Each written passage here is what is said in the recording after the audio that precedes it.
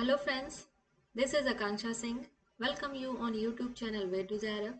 आज हम लोग डिस्कस करने वाले हैं कुछ क्वेश्चंस जो क्वेश्चन आपके लिए फिर आप TGT, PGT, LT, net, JRF या जीआईसी कोई भी एग्जाम दे रहे हैं तो उसके लिए आपके क्वेश्चंस जो है हेल्पफुल हैं। या तो यहाँ पे अभी हम लोग बेसिक से कुछ स्टार्ट करेंगे। बेसिक से क्वेश्चंस हम लोगों ने लिए हैं जो कि इम्पोर्टेंट हैं। ये थोड़े से हम लोग बोल सकते हैं कि जो क्वेश्चंस हैं ये थोड़े से मॉडिफाइड तरीके से हैं या इनकी लैंग्वेज है थोड़ी सी आपको हो सकता है डिफिकल्ट लगे, बट है क्या बेसिक कॉन्सेप्ट से ही क्वेश्चंस हैं सारे।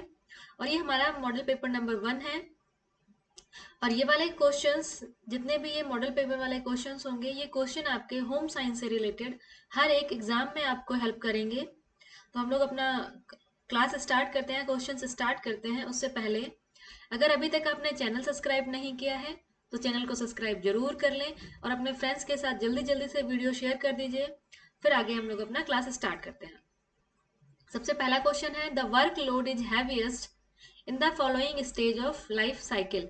लाइफ साइकिल के कौन से स्टेज में जो वर्कलोड है सबसे ज्यादा हैवी होता है। तो अगर हम बात करें कि हमारे जो लाइफ साइकिल है उसमें कितनी स्टेजेस, नॉर्मली हम लोग 5 स्टेजेस पढ़ते हैं, तो कौन सी स्टेज में जो वर्कलोड है वो सबसे ज्यादा हैवी होता है। तो ऑप्शंस क्या है, retirement stage, beginning stage, expanding stage या कॉन्ट्रैक्टिंग स्टेज।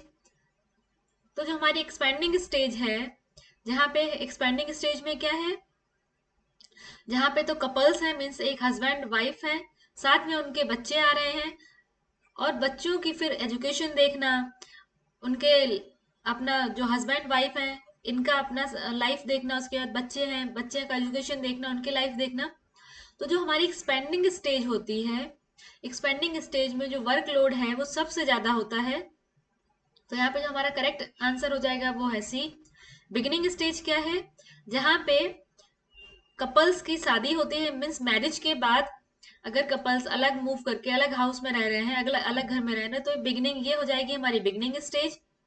बिगिनिंग स्टेज के बाद हमारी आएगी एक्सपेंडिंग स्टेज जहाँ पे बच्चे होंगे। उसके बाद बच्चे होंगे वो, उसके बाद आएगी कॉन्ट्रैक्टिंग स्टेज। कॉन्ट्रैक्टिंग स्टेज में क्या है, बच्चे बड़े हो जाएंगे, वो अपनी स्टडी के लिए बाहर निकल जाएंगे या वो बाहर अलग शिफ्ट हो जाएंगे, तो फिर हमारी ये कॉन्ट्रैक्टिंग स्टेज हो गई। रिटायरमेंट स्टेज जहाँ पे जो कपल है उन रिटायरमेंट 60+ एज में पहुंच गए, तो ये हमारी रिटायरमेंट स्टेज हो जाएगी। तो जो हमारा यहाँ पे बात किया गया है कि जो हमारे लाइफ साइकिल है उसमें कौन सी स्टेज है जहाँ पे वर्कलोड सबसे ज्यादा होता है, तो वो है हमारी एक्सपेंडिंग स्टेज। एक्सपेंडिंग स्टेज में जो वर्कलोड है वो सबसे ज्यादा होता है।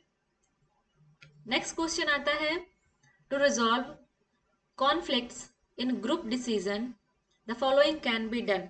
अगर कहीं पे कोई ग्रुप डिसीजन है, ग्रुप कई सारे लोग ग्रुप में हैं, वो डिस्कस कर रहे हैं किसी एक पॉइंट पे आने के लिए, किसी मतलब कोई एक कॉन्फ्लिक्ट है उसको रिजॉल्व करने की कोशिश कर रहे हैं, उसके ऊपर कुछ पॉइंट ऑफ व्यू अपना दे रहे हैं, बट ग्रुप में है, तो कैसे इसको रिजॉल्व करेंगे।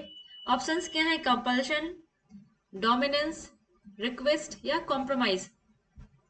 सिंपल सी बात है, ग्रुप है तो यहाँ पे मोर देन 2 पीपल होंगे, 2 से ज्यादा, मोर देन 2 होंगे। जहां पे मोर देन 2 है, अब कोई एक हो तो हम उसने जो बात बोली वो मान ली गई, बट यहाँ पे ग्रुप है, ग्रुप में डिस्कशन हो रहा है, तो डिस्कशन में अगर किसी एक पॉइंट पे सबको सहमति होनी है या कोई एक प्रॉब्लम थी उसको रिजॉल्व करने के लिए किसी एक सॉल्यूशन पे सबकी सहमति चाहिए, तो वहां पे क्या है, कुछ लोगों को कॉम्प्रोमाइज करना पड़ेगा। तो जो हमारा ऑप्शन डी है कॉम्प्रोमाइज, ये सही हो जाएगा। रिक्वेस्ट आप किससे कर सकते हो, कोई एल्डर है, आपसे बड़े हैं, उनसे आप रिक्वेस्ट कर सकते हो। डोमिनेंसी, जहाँ पे आपसे छोटा है कोई या आपसे लोअर में है वहां पे आप डोमिनेंसी कर सकते हो। मजबूरी है, जहाँ पे आपको पास कोई ऑप्शन है ही नहीं, बट जहाँ पे ग्रुप डिस्कशन है वहां पे compromise is the best option, कि किसी एक सोल्यूशन पे आने के लिए ग्रुप में किसी ना किसी को कॉम्प्रोमाइज करना ही पड़ता है। जैसे नॉर्मली अगर आप घर पे भी कोई टॉपिक को लेकर डिस्कशन हो रहा है, वहां पे 4 लोगों ने अलग एक एक अलग अलग पॉइंट ऑफ व्यू दिया, चारों में से जिसका बेस्ट है या जो बेस्ट लग रहा है, इजी लग रहा है, उसको सेलेक्ट किया गया, तो बाकी लोगों को उस एक पॉइंट के लिए कॉम्प्रोमाइज करना होगा। तो जो हम अगर हम ग्रुप डिसीजन की बात करें तो वहां पे किसी भी कॉन्फ्लिक्ट को रिजॉल्व करने के लिए कॉम्प्रोमाइज करना पड़ता है। हमारा जो ऑप्शन सही है वो कॉम्प्रोमाइज हो जाएगा।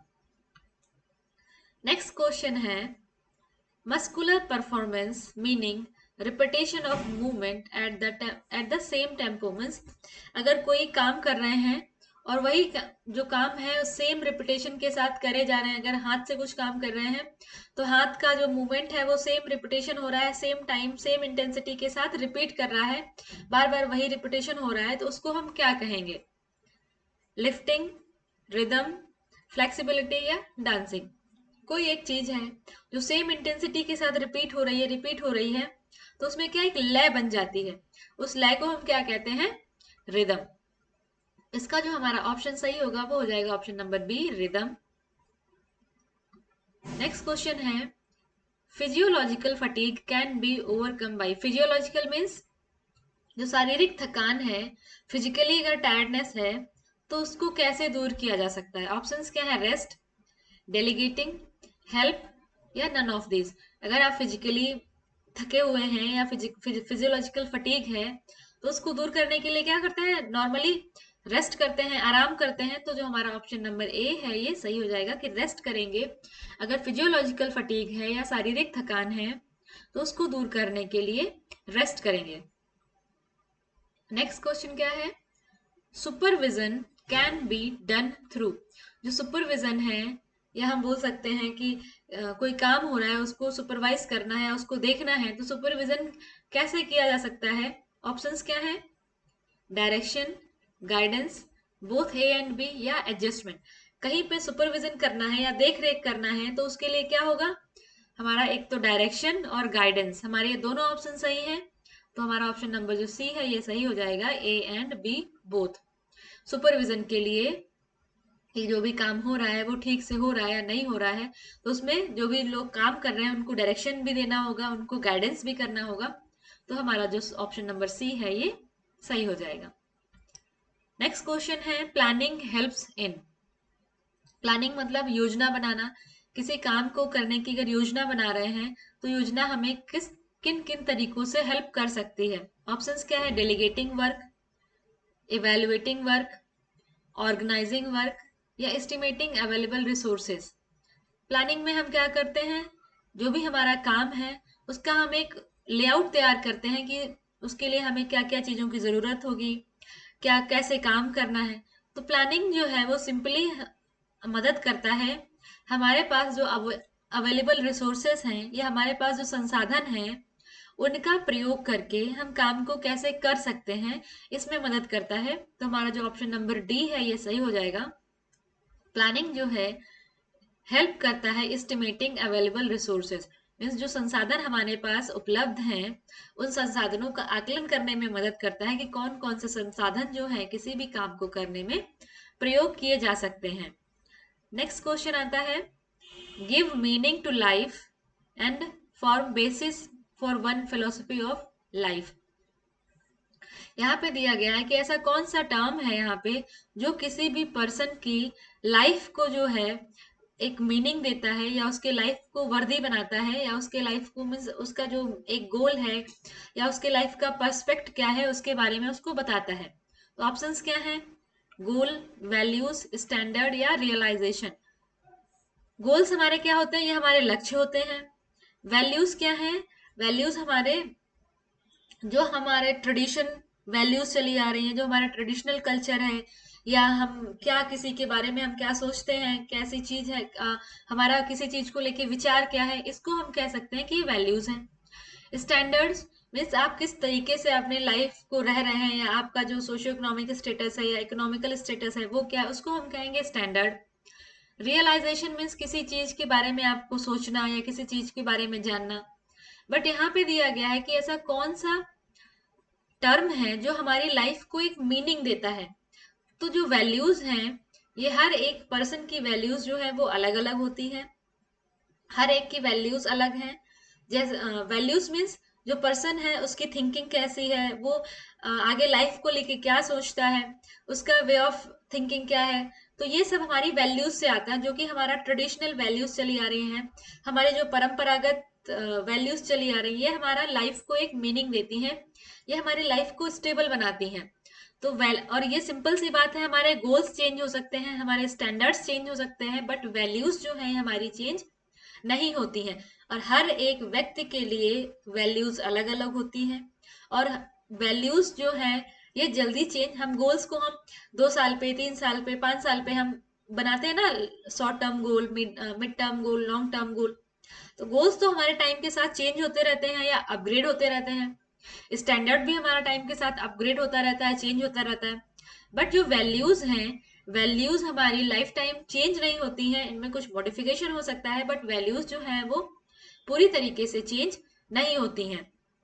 तो जो हमारा करेक्ट आंसर यहाँ पे है वो हो जाएगा वैल्यूज।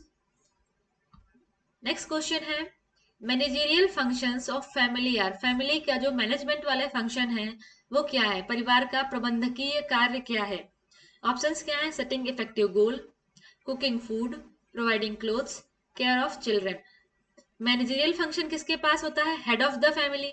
जो हेड ऑफ द फैमिली है वो क्या मैनेज करेगा, वो करेगा कि फैमिली के लिए एक इफेक्टिव गोल सेट करना। तो हमारा ऑप्शन नंबर जो ए है ये सही हो जाएगा, कि जो हमारी फैमिली का जो मैनेजरियल फंक्शन है वो होता है किसी भी फैमिली के लिए इफेक्टिव गोल सेट करना। नेक्स्ट क्वेश्चन है, Maslow's classification is based on, जो मैस्लो की थ्योरी है हायरार्की ऑफ नीड्स, तो उसका क्लासिफिकेशन क्या बताता है, या जो मैस्लो की थ्योरी है वो कौन सी चीजों पे बेस्ड है। ऑप्शंस क्या है, satisfying of human needs, goals achieved by individual, standards of family, या ऑल ऑफ दीज। तो अगर हम बात करें जो मैस्लो की थ्योरी है हायरार्की ऑफ नीड्स, तो ये बेसिकली हमारे जो ह्यूमन नीड्स हैं उनको सेटिस्फाई करने की बात करती है। इसमें physiological need, physical need, safety, biological need, ये सारे नीड्स के बारे में हमारा जो मैस्लो की थ्योरी है वो बात करती है। तो सिंपली जो मैस्लो की थ्योरी है वो हमारे ह्यूमन नीड्स को सेटिस्फाई करने के बारे में बात करती है, मानवीय आवश्यकताओं की संतुष्टि के बारे में बात करती है। नेक्स्ट क्वेश्चन क्या है, the house wife contribution in house hold work is an example of, अगर जो हाउस वाइफ है वो घर के हाउस होल्ड जो काम कर रही है उसको काम करने से क्या कंट्रीब्यूशन आ रहा है, या किस टाइप की इनकम में कंट्रीब्यूशन आ रहा है, वो एग्जाम्पल क्या है। जो हाउस वाइफ है वो घर में काम करके हाउस होल्ड वर्क में अपना कंट्रीब्यूशन दे रही है, तो वो किस चीज का एग्जाम्पल है। ऑप्शंस क्या है, psychic income, real income, money income, या सेविंग। साइकिक इनकम क्या है, जहां पे हमको मानसिक संतुष्टि मिलती है, हमने कुछ काम किया हमको खुशी मिली, वो साइकिक इनकम है। रियल इनकम क्या है, और मनी इनकम जहां पे काम करके पैसा मिलता है उसको हम बोलते हैं मनी इनकम। रियल इनकम, जो हाउस वाइफ है वो काम कर रही है, उससे उसको पैसा तो नहीं मिल रहा है, बट जो हाउस के जो बाकी अदर काम है, जैसे सिलाई करना है, उसने सिलाई करके कपड़े घर पे बना दिए, और झाड़ू पोछा करना है, उसने झाड़ू पोछा करके खुद पे घर पे काम कर लिया, तो उसका ये क्या एग्जाम्पल है, ये रियल इनकम का एग्जाम्पल है, कि आपको इन कामों के लिए पैसा खर्च नहीं करना पड़ रहा है। तो हाउस वाइफ का जो कंट्रीब्यूशन होता है हाउस होल्ड वर्क में, वो एग्जाम्पल है रियल इनकम का। तो ये कुछ क्वेश्चंस थे। नेक्स्ट क्लास में हम लोग थोड़े और ज्यादा क्वेश्चन लेके आएंगे। अगर ये क्वेश्चन आपको कैसे लगे कमेंट सेक्शन में जरूर बताइएगा। साथ में अगर अभी तक आपने चैनल सब्सक्राइब नहीं किया है तो चैनल को सब्सक्राइब जरूर कर लीजिएगा, और अपनी ये क्लास को अपने फ्रेंड्स के साथ सबके साथ जरूर शेयर करिए, वीडियो को लाइक करके जाइए। मिलते हैं नेक्स्ट क्लास में, तब तक के लिए wish you all the very best, good luck, bye bye.